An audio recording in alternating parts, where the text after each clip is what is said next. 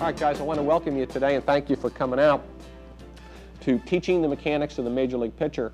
We're going to go through all the mechanics today of pitchers, and we're using major leaguers as our example. And there's a good reason for that. There's only 28 major league teams in the world and about 10 pitchers on each one. So you're talking about only 280 men in the entire world make their living pitching Major League Baseball. So we got to believe they're doing a lot of things right. So what I've done for you today is done an awful lot of study and a lot of film sequences and things like that, and spent a lot of time letting you know what are the mechanical things that they do. Now, here's the first one of our guys. I want to give you an example, and here's a Major League pitcher with the Padres, and we kind of look at him. And Trip, what do you kind of notice about him? What kind of impression do you get by looking at him? He looks real relaxed and confident. Yeah, he kind of looks like a gunslinger, don't he?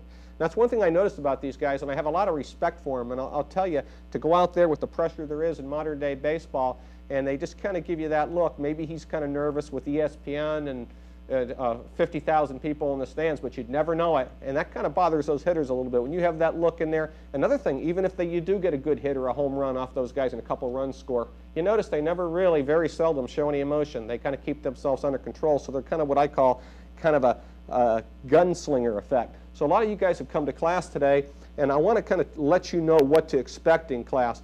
What we're going to do in teaching the mechanics of the Major League pitcher, we're not going to show you out in the field this afternoon or in our photos 8 different ways to throw a curveball or 4 different ways to throw a slider. Or we're not going to get into all those kind of triple knuckleballs or any of that kind of stuff today. The purpose of today's presentation is to develop a sound, mechanical, efficient delivery, okay, what we call anatomically sound. Now, what are the benefits of that? Well, basically, you're talking 3 main things you can get out of that format, okay? Number 1, we're going to improve our control, something pretty important, and I'll go into the magnitude of that in a second.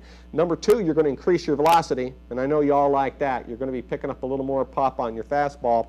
And number 3, maybe even more important than the first 2, you're going to keep a sound, healthy arm. And that's something that's real important. You get hung up on throwing these curveballs and these things at this age, you're going to have some troubles later on down the line. So now you know the purposes of the things.